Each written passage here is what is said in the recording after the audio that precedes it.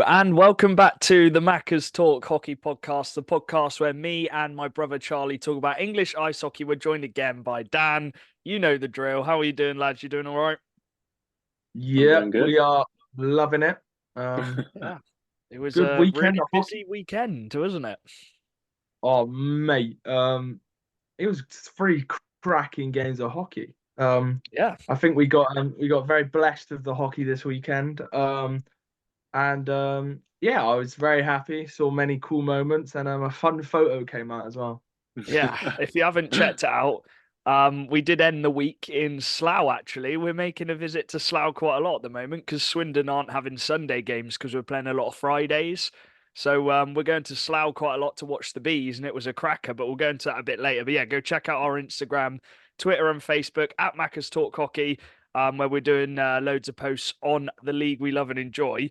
Let's start out with the news which came out. Did it come this morning or was it yesterday evening? Ross Venus's ban has finally been announced. I'm sure the club knew because he's actually missed this weekend. So he's already served two of the game bans of a 6 game ban. Now it was a four game ban, I think, for I can't The hit remember the details, but game basically ban for for the hit. boarding because it was reckless Yeah, that was and it. something else. I'll get the tweet up, and And then it then was he got two an extra two for 2 games. penalty points. So I'll get the yeah, tweet up now. a lot of people are getting it for penalty points, but I've got to say I've actually seen the hit. I don't. I think I've seen worse. So that's all I'm gonna say on it. Four It is games for bad. boarding. 4 games for boarding. Reckless and dangerous hit. Player not aware of the hit and in a vulnerable position. 2 games for surpassing 10 penalty Yeah, fresh points. I agree. He was in a vulnerable position, and he's ended up with a broken leg, and he didn't need to make that hit. I have seen worse hits. But yeah, 4 games, maybe 6 games he could have got. Dan, what do you think about that? I think he's back for the final. So that's interesting. He's got 2 more weekends to serve, and then they've got the midweek final. So we'll be back for that. So they won't just have Venus. They're bringing Ripley back as well. Yeah, I think obviously I haven't seen the hit. Obviously, just going from what you've sort of said, um, I don't think he had to make the hit, like you said. So was it really worth it? Obviously, I know he's going to be there for the cup final and stuff. So he's obviously missing a few league games, but was it really worth those 6 games? Like you just got to look at it that way. Obviously, you can look at it in other ways, but the way I'm looking at it is, from what I've heard and from what people have said, it's he didn't really have to make the hit. I think it just boiled over a little bit. He got a bit over, got a bit tempered, and just sort of brought out on that. And I don't know. I don't know if it was worth it or not. Yeah, well, he has missed 6 games, and they were probably going to do it anyway.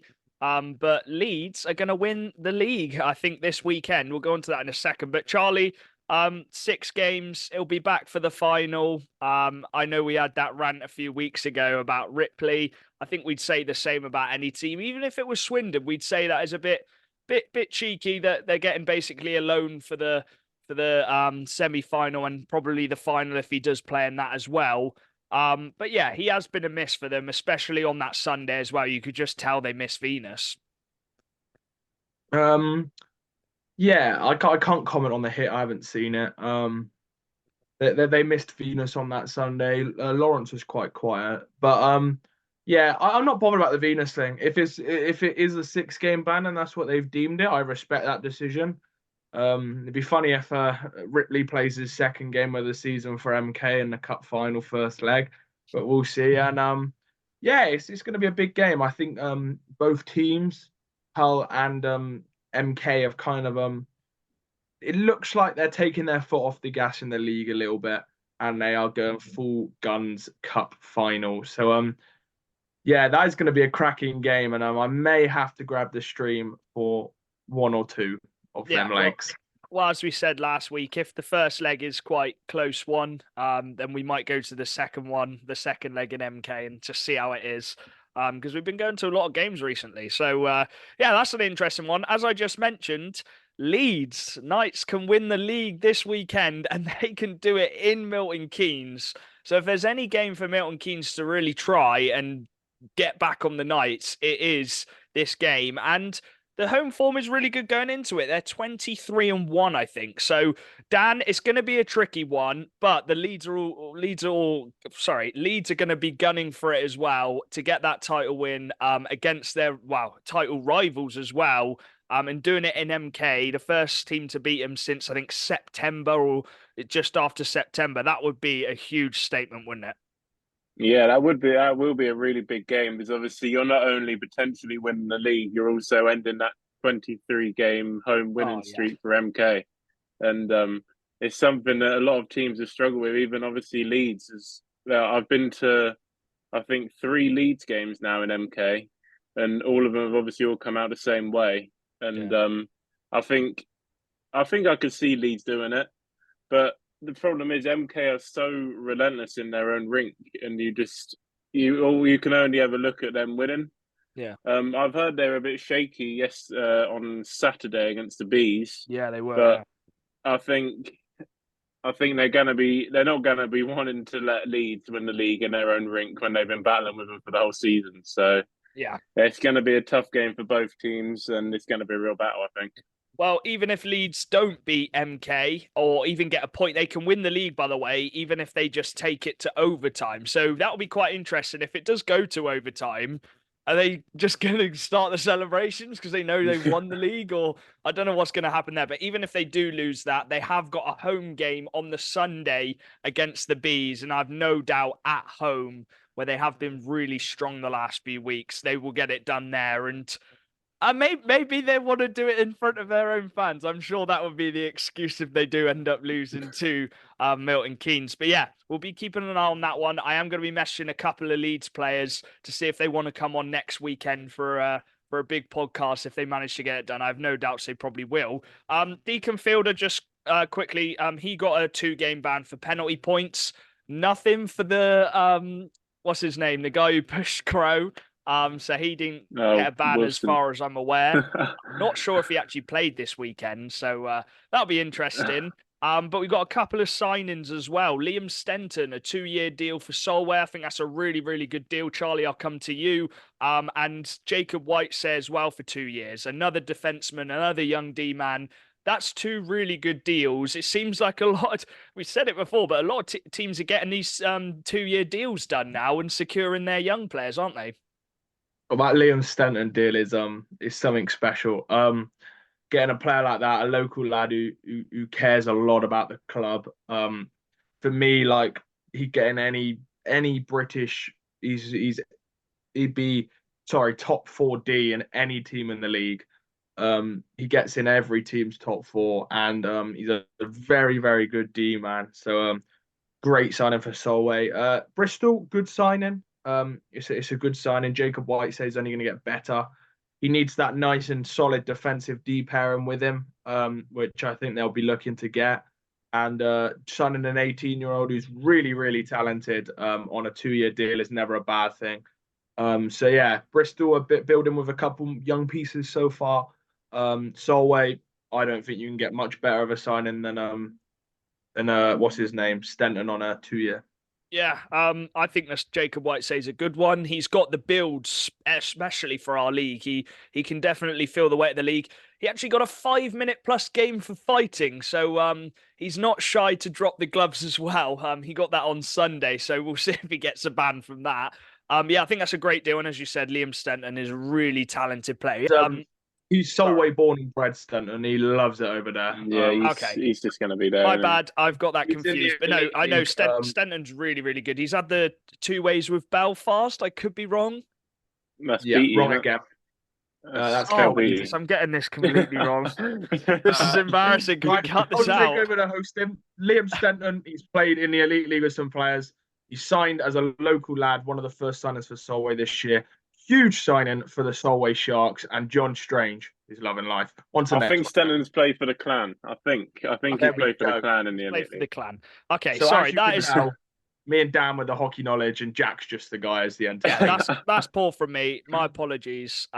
They've got a lot. They have got a lot of young, good defensemen. Kel Beattie, Liam Stenton, and Danskin are all really good young defensemen. So apologies for getting that mixed up.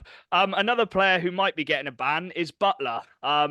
just gets bad to worse for Bristol. They lost 8-0 on the Sunday, and Butler got a 5+ game for check from behind, is it? Or check to the head? Check to the head. Check to the head. So that's a minimum 6 games, I think, +2 for penalty points, which takes him out for the rest of the season if they review it and see it as a check to the head. So that could be the end of the season for Butler. We'll have to see what they give for Jacob Whitesay as well. It's just a real big mess, but we'll get into it in a sec. And finally, a little stat. There were 3 hat-tricks in one game this weekend.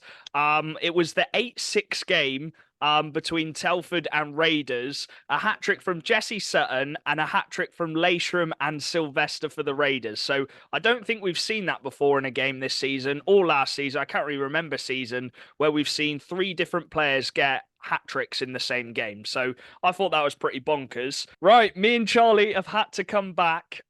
We've got some news, more sign-in news. We've got 3 sign-ins. Dom Gabai, the man himself, it was a year contract extension with the Bees.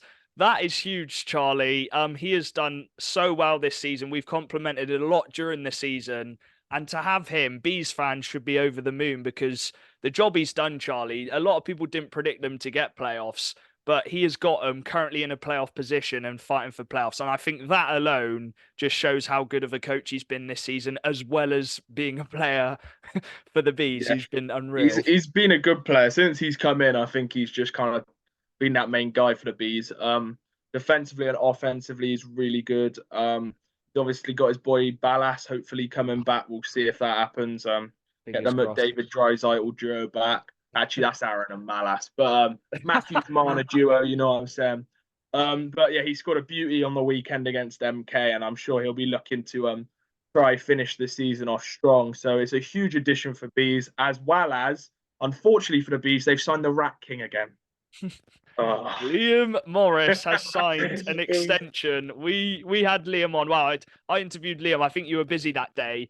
But yeah, he still says hello, even though I never interviewed him. Yeah, so at the weekend when they're coming round, he gave you a little high five as well on the boards. He's such a nice guy. As you said, he is a bit of a rat king for the Bees, but he also does contribute offensively and defensively. He's the perfect team player, isn't he, Charlie? Because I think every team can play him anywhere as a coach. I think every team in the league would take him.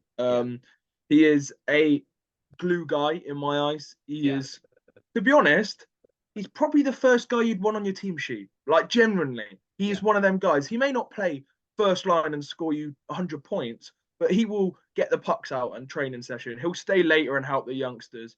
I know that he still helps in Basingstoke as well. He is the heart and soul of ice hockey team, and the guy absolutely loves ice hockey, and you can't really speak any highlier of him. Genuinely, like, he's one of the guys I think you'd take on your roster in a heartbeat, and I know Dan would say the same. And he's just a huge addition, and some people probably won't quite realise because they just look at stats. But I can imagine that guy is vital in the dressing room, in the changing room. He'll drop the gloves if he needs to, and it's a huge addition to get him back for the Bees, and a great signing. Yeah, the thing I'll say about him, he's not stupid either. Like, you get these rats in the league who just will fight anytime, will do silly things. He's not stupid. He will pick the fight. He'll pick and choose. He'll make sure that if he's going to drop the gloves, he's taking one of the opposition's best players out. And that's why he picks on them. So I think he's very smart in how he plays, ratty, if you know what I mean. But he still grits. He still gets the job done, as you just said. And like, yes, in the game on Saturday, obviously, Ballas didn't return to the second period. Liam Morris, top line forward, from playing D. He plays in all the positions you need him to play. He works his bum off, and he played in overtime as well, which is just credit to him. And just a really, really good team player. And he's a Rapidino as well. As we said, we have a soft spot for the Bees. So but on a real, Ballas has been so fun to watch this season. We were actually disappointed. We were sad when he got injured, or that injury, because we were like, we don't get to watch Ballas for another 2 periods. I only came to watch Ballas play. Yeah, so, we were debating going home. No, I'm joking. But no, that's 2 good signings for the Bees. I expect they'll probably make a couple more. And the final one is a 1-year extension for the Peterborough Phantoms for Jarvis Hunt. Hunt. He's only 22 years old. He's got 21 points already this season. 12 goals sticks out for me, Charlie. He's got more goals than assists. And I think he's one of Slava's favourite players, isn't he? He's the future for Peterborough. Yeah, he's a good player. He's very good in front of the goal. Slava's really good at building up players like him. Yeah. Give it 2 more years, and it wouldn't shock me if he was at a point a game.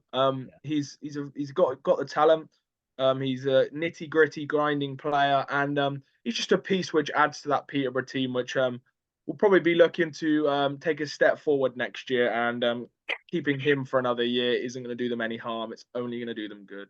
Yeah, and he's been on the power play as well. He's been given more opportunity this year. While Peterborough have struggled a lot this year with guys getting injured, guys just missing games, he's always been there. I think he's played every single game for them this season, or pretty much every single game. So he's reliable. And just to put it in perspective, the last 3 seasons, he went from 15 points to 19 points, and he's already on 21 with still 7-8 games to go. So he's improving every season. As I said, he's only 22 years old. He's a centreman as well, which I think is key, because if you can get a really good young centre and build them up, they are massive for teams in the future. So yeah, a really nice signing for Peterborough. I think that's a really good signing for him personally as well, playing under Slava for another season, assuming that Slava stays on as coach. So yeah, a really nice signing. Charlie, do we have any other news? I think that's it. We're gonna get this out. Yeah. Okay, here we go. Right, we'll see you, and we'll head back to the podcast. Hello and welcome back. We've got another player who has joined us for an interview. Charlie, do you want to introduce him? Yeah, I will. We would like to welcome onto the podcast today a Canadian import who can't stop scoring. He's taken the NIHL by storm for the Solway Sharks. He has a great nickname, so we'd like to welcome onto the podcast Nolan Gardiner. How are we doing, mate? Good. Thanks for having me, guys. Yeah, how have you found it? Your first season in the UK up in Solway. Yeah, how have you found it with Solway?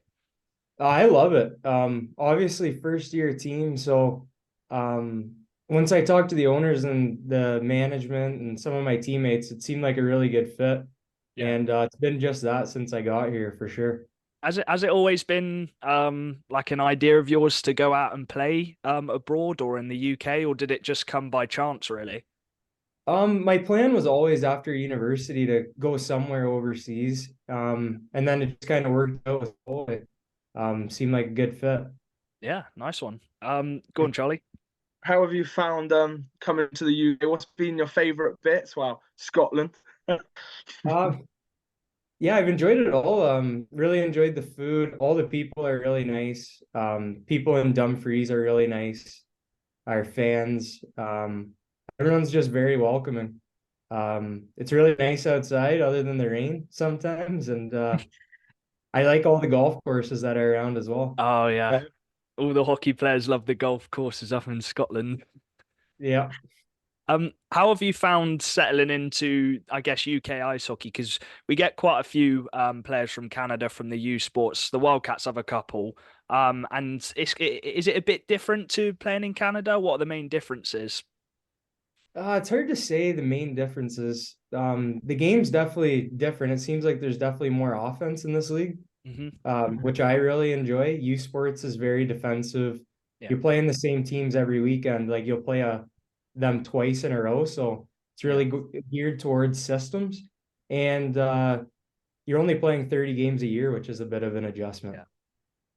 Yeah.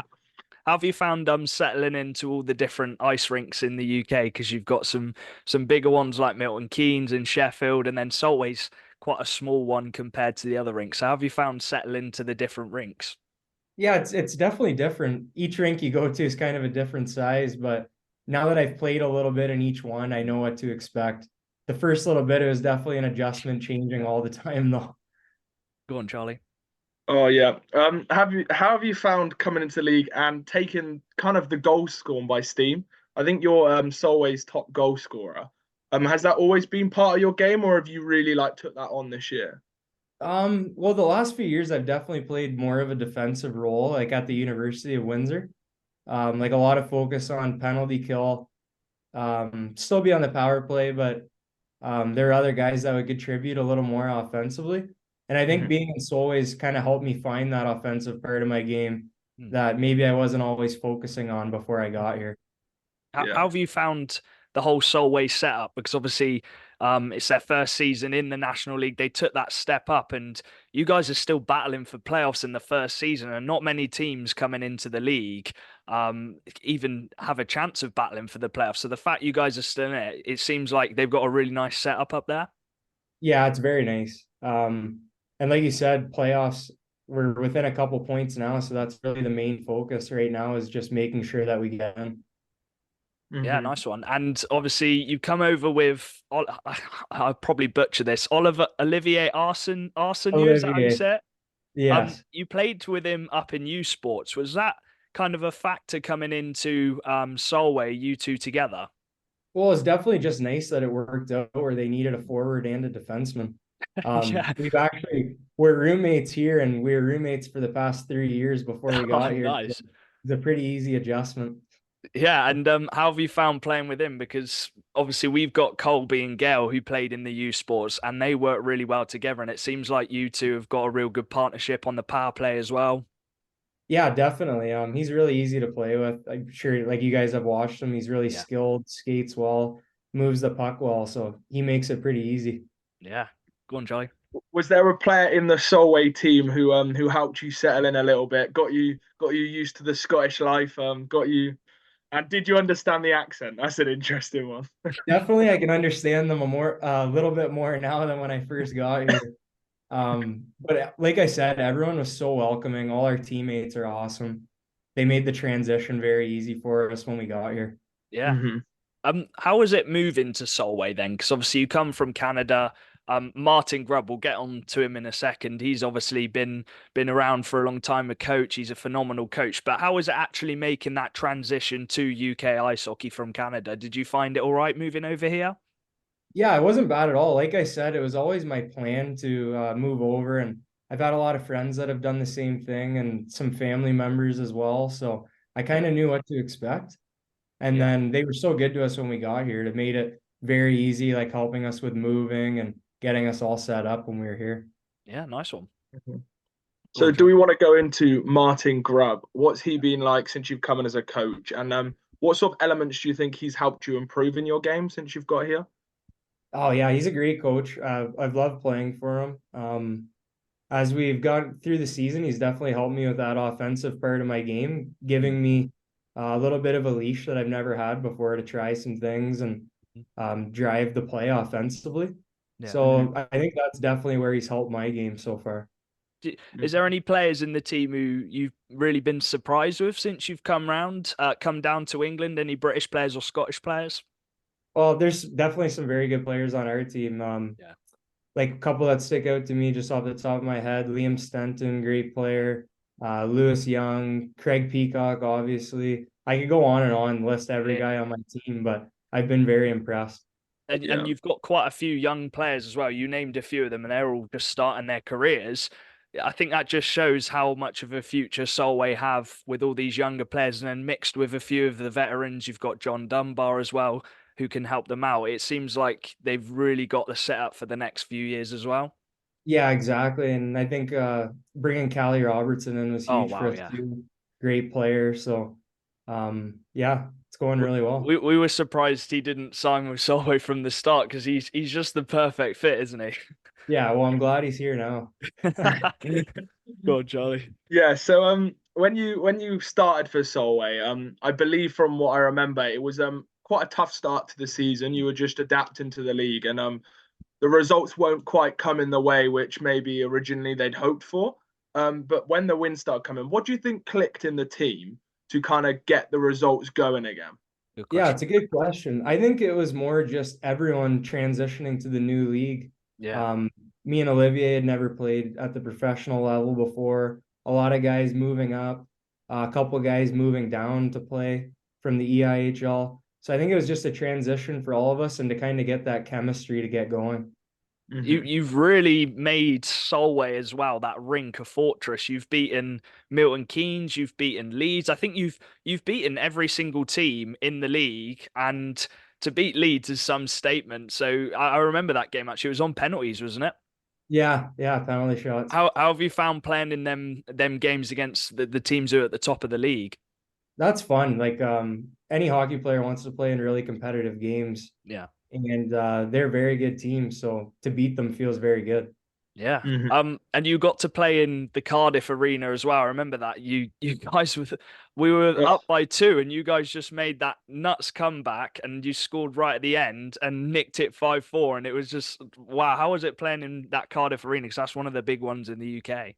Yeah, that was a nice arena. And like you said, it made it even better that we came back and got the win at the end. So You guys oh. I think you guys kind of kicked on from that game as well. yeah, I think we did go on a bit of a run after that game. Go on, Charlie. Yeah. There was a weekend this season. I think you probably know which one I'm gonna say, where you made the name for yourself in the league. I think you kind of stamped yourself down, and it was the double header versus Milton Keynes at home. What do you think clicked for you that weekend? Because obviously Milton Keynes top team in the league, and you bagged a hat trick on one of the nights, you bagged a goal on the other night, and I think that's when the Callie Robertson tweet came out. Yeah, that was funny. Um, like I said, just a good team coming in. You have to be ready. Yeah. And our mentality was to try to get 4 points out of that weekend. So we were doing everything we can. And sometimes you just get a little bit of puck luck and the puck goes in. So that was nice.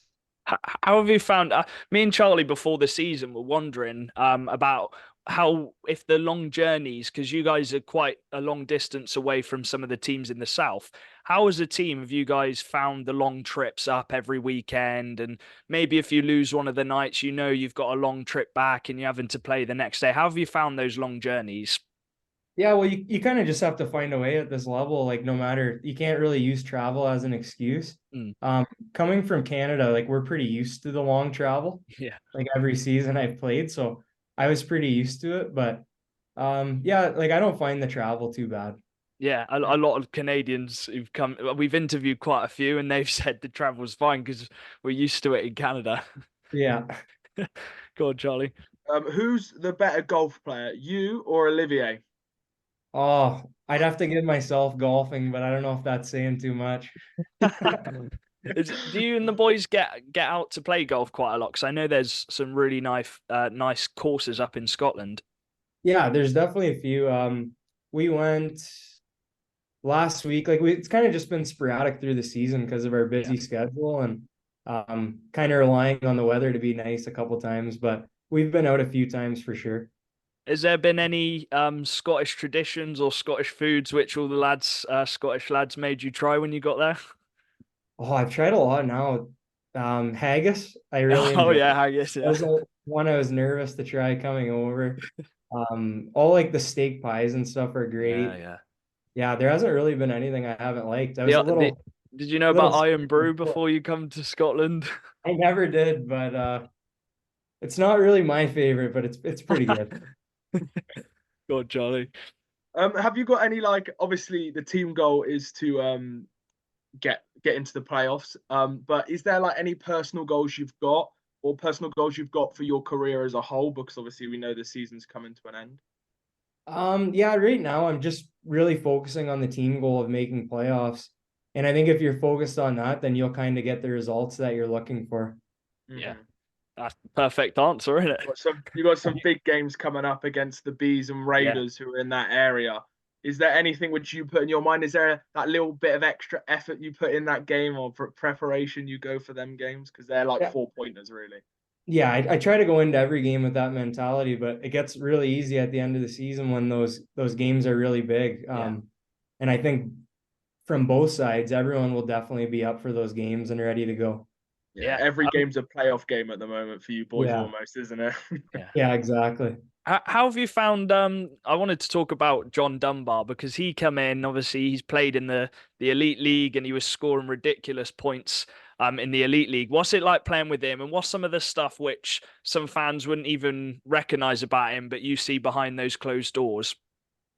Yeah, well, first off, great guy. He was huge for us coming over, like making the transition easy, having done the exact same thing. And then his on-ice product speaks for himself. Plays well every night, always contributing offensively and defensively. Just a hard worker, and he drives the offense for us, definitely. He loves an overtime winner as well, and he's got Yeah, so I many guess I overtime should goals. mention too. It's automatic overtime goal and John's on the ice. It seems He's scored a fair few this season. Do you have a favorite rink that you've played on this season? I know there's quite a few different rinks as I mentioned earlier, but do you have a favorite kind of away game? I don't know. I love home games because our fans are really into it. But there hasn't been one that I don't like playing in. Yeah. I don't know if I could pick one out exactly. It's just like you guys said, when you get the big wins like that one in Cardiff and stuff, you really enjoy playing in those arenas. It's the bus 100%. back a fun adventure, because I don't know if you've seen, Solway won the playoffs last year for the league below in Coventry, and there was some videos from their bus going back, and if that's the example they've set, I can imagine you have some good times when the boys win on the bus back. I don't know if that much fun is when they won, but it definitely makes the ride back a lot better. You've got 41 goals this season. Before you came over to Solway, did you have any expectations of the league? I know it was new for them as well, obviously coming up the division, but were you shocked by the level in the UK? Because a lot of people don't really see England and Scotland as a hockey nation, but I think the hockey's actually much better level than people think. Yeah, I agree. I think it's a very good level. When I came over, I wasn't surprised. I didn't really know what to expect, but the level of hockey is very good, and there's definitely very good players. Yeah, there's a lot of good youngsters, and you got Mason Alderson. I know he's missed quite a few games of injuries, and he come back from that big one, but he's definitely someone who knows how to dangle fast players. Yeah, exactly. He does. Charlie, have you got any other questions? What's the captain like? We had me, Jack, and Dan, the people we have on a pod. We went up to Solway for the double header, and we had a great chat with Stuart in the bar afterwards.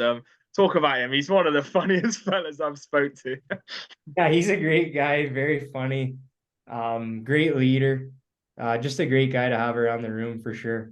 Yeah, he's got a hard shot on him as well. He scored a couple of slap shots from the blue line. That goal he scored against us. Oh, yeah.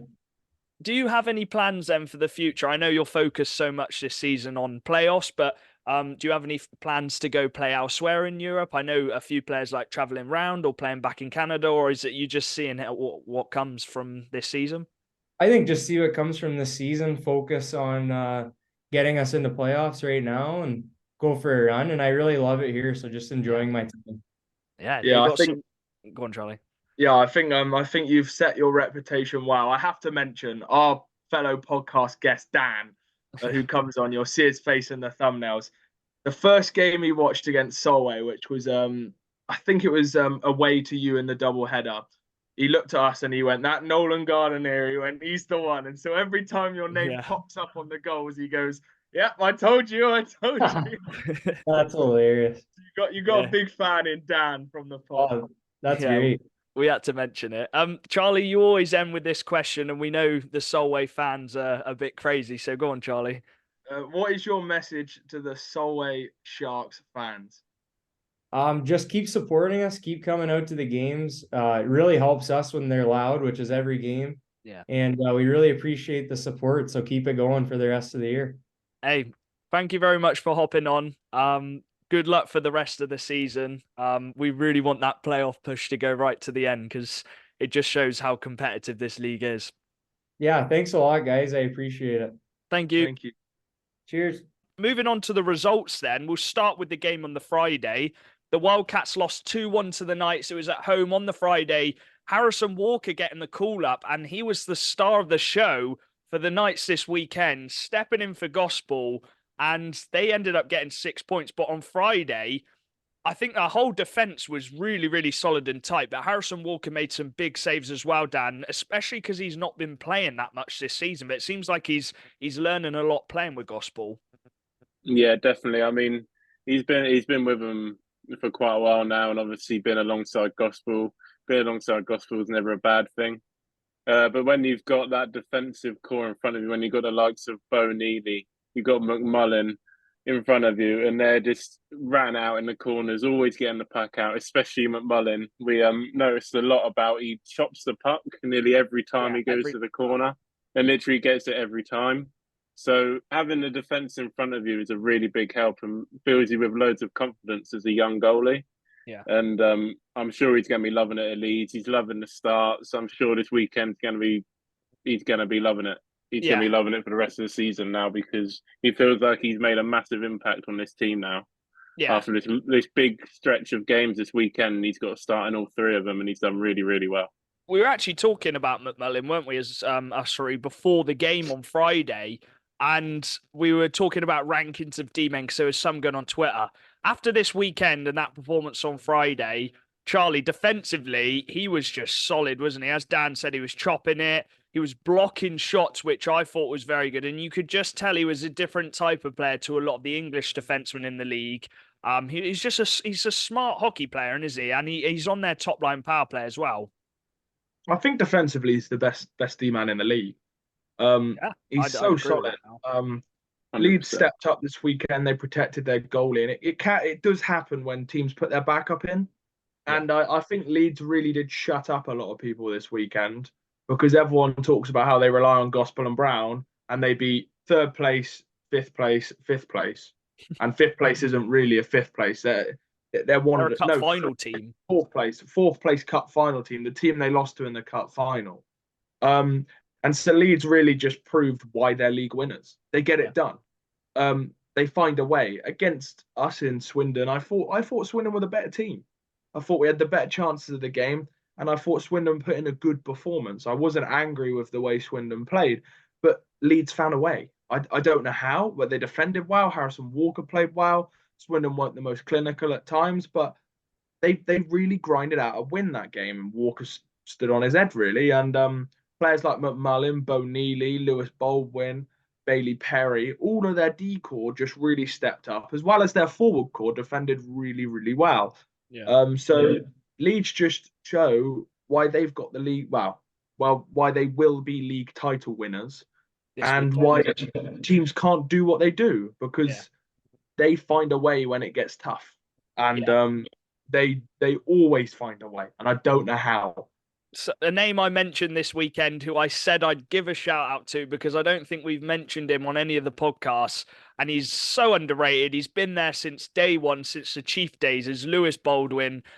He can play, he can go on the rush, he can play defensive style of hockey. I think he is the perfect Ryan Aldridge player who just plays his heart out for the team. He's Leeds through and through. He's been with them since the start, as I said.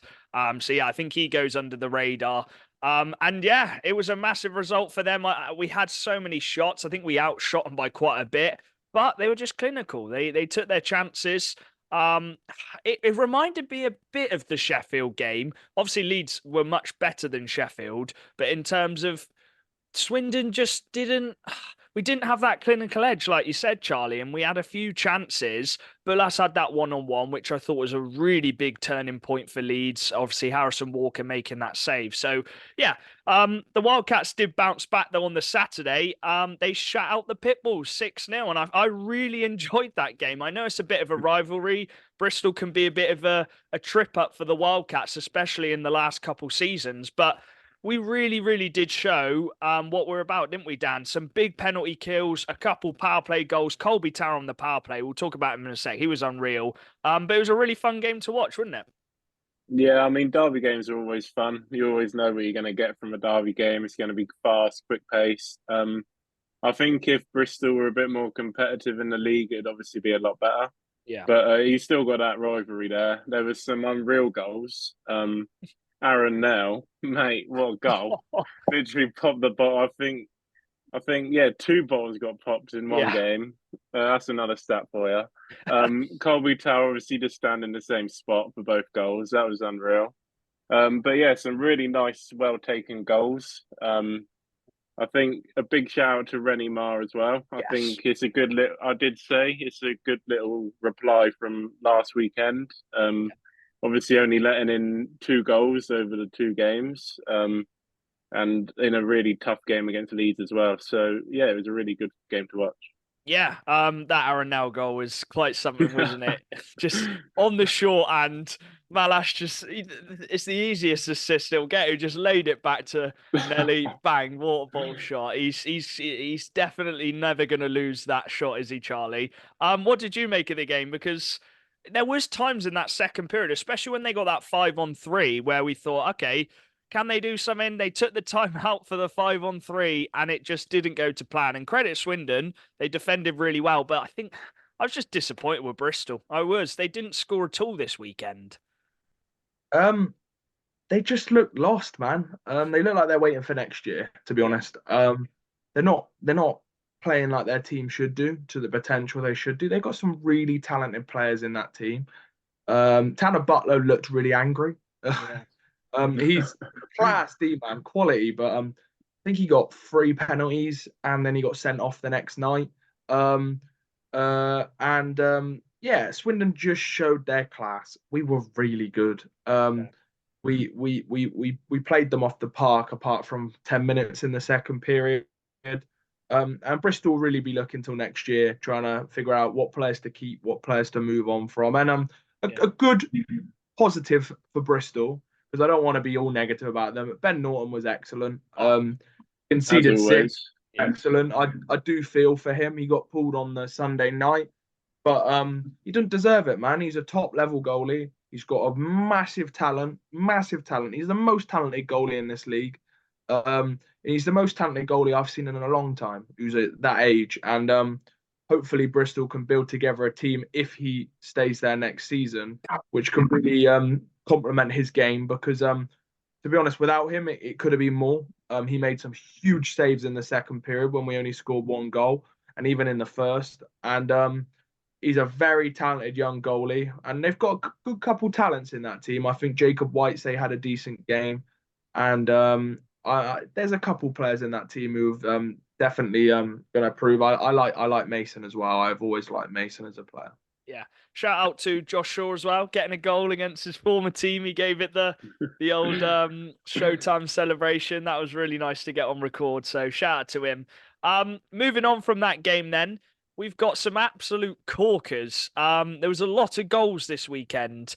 Starting with the Sharks and the Phantoms, they had a two-game battle. Starting with the first one, the Sharks narrowly beat them 6-5. Up in Solway. They come back to Peterborough and the Phantoms beat them in overtime.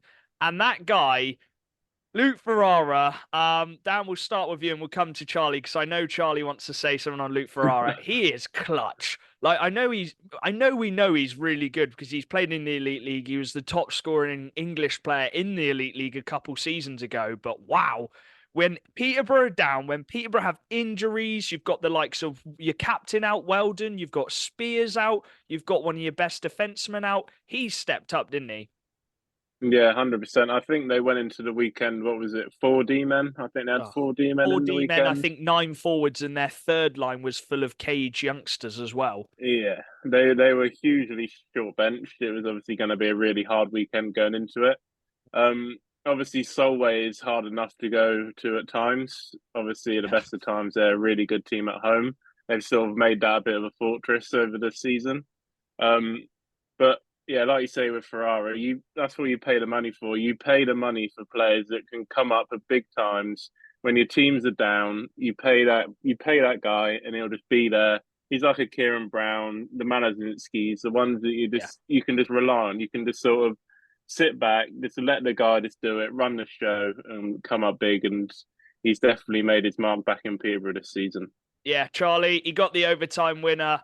Yeah, go on. I'll leave the floor to you because I know you absolutely love Ferrara. Luke Ferrara, I don't think he gets the praise he deserves. He got 5 points out of 6 points in that game. He put Peterborough on his shoulders when they needed to get a win because they're an injury-fiddled squad. And I'll say something which I'm interested to see what other fans think. And this is the question we've asked before. If Luke Ferrara was in Ross Venus's position or Herman's position, would he get the same, if not more points? It's a very interesting question, which we only know. Ross Venus, Luke Ferrara, they're the top of the top. They're the creme de la creme. I think that's the saying. of the league. But personally, for me, Luke Ferrara is on the same level as Kieran Brown with point scoring in Brits. He is top 3 British players in the league. He is a joke of a player, and I don't think he quite gets the credit he deserves. And I think he's one of the reasons Peterborough have kept it going this year, have won many big games, and just his goals. Every time I see Peterborough and it's an important goal, it's always Luke Ferrara. Yeah. He's a joke, and he's an animal of this league. And I see why he was the top British point scorer in the Elite League. And I haven't really got to watch him too much this year. I wish I don't know. We played them earlier on in the year, but I remember he scored a last-minute equaliser against Swindon, another last-minute equaliser against Swindon. He's clutch, man. He's different gravy, I think. Yeah, I think you do expect it a bit because he's come from the Elite League. It was, as I said, it was only 2 years ago. He's a top scoring Englishman, but yeah, he is very, very good, and he's someone who doesn't get talked about because of how well other forwards are doing as well. So yeah, little shout out to Luke Ferrara. As for the Sharks, that is big. I know they've conceded quite a few goals this weekend, but 3 points out of 4, you're not going to be too disappointed with that because you are still off. You still keep yourself in that playoff battle. I know they're a couple points behind, but they play Raiders and Bees across these last couple of weeks, Dan. So they've kept themselves in the hunt. And I think that's huge for the team to know that they can keep competing at this level to try and get this playoff spot. Yeah, I think this weekend coming up, next weekend, is going to be a really big weekend for them because they're playing Bees the following weekend. And they're going to want to keep that gap close because they're obviously going to be wanting to go for that game. And that could, if they win that game, that playoff push is going to be well and truly on. They're actually going to be within a point or drawn on points, however the games go. But yeah, they're going to be thinking in their head, they need this weekend to go right for them. I'm not sure who they've got, but they needed to go right for them just so they can set themselves up nicely against the Bees the weekend after, and that'll be a hell of a game as well. If you're the Solway Sharks, Charlie, Raiders and the Bees play each other a couple times. What is the outcome you're wanting if you're Solway? I don't know if there is any good outcome from those games. They shouldn't care, really. It's down to them. They've got it in their hand. The one thing I will say is I think they'll be slightly disappointed about the Sunday night. Maybe, they had the game in the palm of their hands. With 14 seconds to go, they conceded, and then they lost it in OT. And that point has now meant they're 3 points behind instead of 2 points behind. And that could be the difference at the end of the season. I think for Solway, it's a good year no matter what. But it's in their hands. I think they've got 2 games against Bees and 1 game against Raiders. You win all 3 of them games, you're in playoffs. You should be in playoffs as long as you get points from the others. Yeah. So Solway, it's in their hands. Will they do it? We shall see. Yeah, big weekend for them. They gained a point on Bees and Raiders, so they can't complain too much. But they got to turn that into gaining 2 or 3 points in the next couple of weekends. And them Scottish boys ain't gonna give up, are they? And that's the one thing we know about them. They ain't gonna give up. They're gonna keep rolling. They've got some heart in them. Yeah. I'm gonna get. I can't. I think I may be able to get down to the Solway Bees game in a couple of weeks, and I feel like it's gonna be a war zone. That is a game where everything is on the line. If one team goes a couple goals up or something, like handbags are gonna get thrown, and they're the games you want to watch. It's almost like they're playoff games. They're almost one knockout playoff games. The Bees and Raiders, they're like playoff games, which makes it exciting. In 2 weeks' time, we don't play. Wildcats don't play on Sunday, and the Bees play Solway. So I think we're all going to go and head down to that game, and Dad's going to try and go as well. I'll be definitely there. If none of you are there, I'll definitely be there. Yeah, that's going to be an unreal game. Moving to the Tigers, who just keep ticking along in that 6th position. They get one win and 1 loss this weekend. Again, high-scoring games though, and wow, it was an absolutely phenomenal game for if you're a fan. But as a coach, you'd be scratching your head, what's going on? Tigers were 4-0 up. Jaden Pecker and Jesse Sutton seemed like they really had one of their best weekends in a Tigers shirt. Raiders then score 6 unanswered goals to go 6-4 up. And then, Two Charlie, hat I don't know. tricks. Yeah, 2 hat tricks. I don't know what's happened. Tigers then go and win 8-6. So they then get 4 unanswered goals. How do you explain that one, Charlie? Hockey, ice hockey's fun. That's well. yeah. But to be honest, like although I don't think Telford will be too happy with their weekend, it's huge for them that Pekka and Sutton are on the score sheets. Yeah, and that they're getting points going into the playoffs. I'm not happy about it as a Swindon fan because we're going to have them in the group, but it's huge for Telford getting their imports going. I actually haven't seen Luca on the score sheet much, and I know he's got the shot, and I know he'll get back on it. He can do it. So for Telford, it's almost flipped. They've gone from not scoring enough goals and relying on Howes and Luca to scoring loads of goals but conceding a bit too many. But for Telford, I think it's a really positive weekend. They're scoring goals for fun, which is what you want to do going into playoffs. And to be honest, they're in a fun spot where there's not much pressure on them.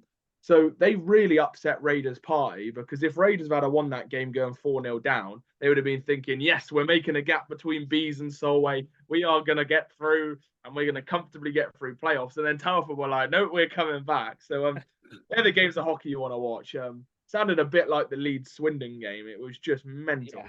On the well, we won't see a game like that again. I think that is the top of entertainment in terms of goals. On the Sunday, they did lose 7-6 to the Steel Dogs. Again, that was just like you said, back and forth, goals. Bissonette was clutching up with loads of assists. He loves an assist, and Dan.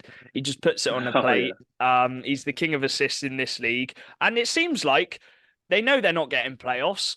They haven't got Hewitt. So it seems like Sheffield are just having a bit of fun now. And when they're having fun, which is what they've been doing the past couple seasons, they get some wins, don't they? And a nice little win on the Sunday and a nice one for the fans to see as well. Yeah, it almost seems like for Sheffield, the more unserious they are, the better they play. Yeah. They always seem to be having a laugh. Obviously, we've always said that they've got a really tight group of guys. Yeah. They've had it for a few seasons now. But yeah, it's a lot of depth scoring as well in that game. I think you saw Doxty on the score sheet twice, I think. I think Brammer was on there as well, yeah. Spur? Yeah, Spur, definitely. You don't really see him a lot on the score sheet either. Kirk, maybe? I think Kirk. He's been scoring quite a few recently. Scored against Bristol the other weekend. But yeah, I mean, they're at a point now where if they lose, they lose. If they win, happy days. They're going to be taking the wins as they come. They're not really going to be too bummed out if they lose. Obviously, they're going to want to win, but it's just they're in a good position right now for them as a mentally. Obviously, they're just taking every day as it comes and just ready for next season, but it's going to be very different for them all. Yeah, that's my next point. I was just going to lastly say on the Steel Dogs, this is probably going to be one of the last times those group of lads get to play together, isn't it? These are the last few games of the season now. So it's quite sad, actually, thinking about it, because they've been the Sheffield we've known for the past 3-4 years. So, yeah, the last time they're playing together, and I think they're just enjoying it. And I like to see that. And hopefully it's a really good game on Friday when we go down to Sheffield. The final teams we're going to talk about is the doubleheader between Milton Keynes Lightning and the Bees Ice Hockey Club. And it's safe to say we had one of the funnest games we've watched on that Sunday. We've seen some belters. All you need to do is go check out the pictures which Blue Line Photography took. We stood right behind the goal, and some of the faces we were pulling, some of the chances and goals, were really funny. So, yeah, on the Saturday, the Lightning got the job done, as they've done all season at home, 7-5 against the Bees. Balaz actually got a hat-trick in that game, didn't he, Dan? And we'll go on to Balaz in a sec. And then on the Sunday, it was a 5-4 shootout victory for the Lightning. And these Bees lads, they're not the you'd say level of Milton Keynes players, the amount of level they've got, but they don't half try and fight for these playoff spots, do they? No. Yeah. What a team. What a team. Charlie, go on. I've got a soft spot for the Bees. Yeah, we all have a soft spot. An underdog story. I love it. And it's nice to see them do well. They're just, I don't know, there was something quite entertaining. MK did well. They grafted back after 3-0 down. Ballas went off injured. I don't know what that was about, but hopefully he's all right and he can get back fit. But Adam Rossbottom, what a player! What a hockey player! One of the most entertaining players I've ever watched. He's got hands. He's fun to watch. He doesn't exactly look like a massive hockey player, but he goes and scores a crucial goal to put Bees back in the lead. Sellies, what a Selly. Then obviously MK got a bat, but just watching the game as a neutral, because even like MK's goal in the last minute, we all stood there going, "Oh my days!" MK managed to get a last minute equalizer. So watching the game as a neutral, I don't know about you guys, but there's something really fun about it. I say it to Dan all the time. It's a different when you're watching teams which you don't support, because you can fully analyze the game and just enjoy it with whoever you're watching it with. But let's move on to Ballas.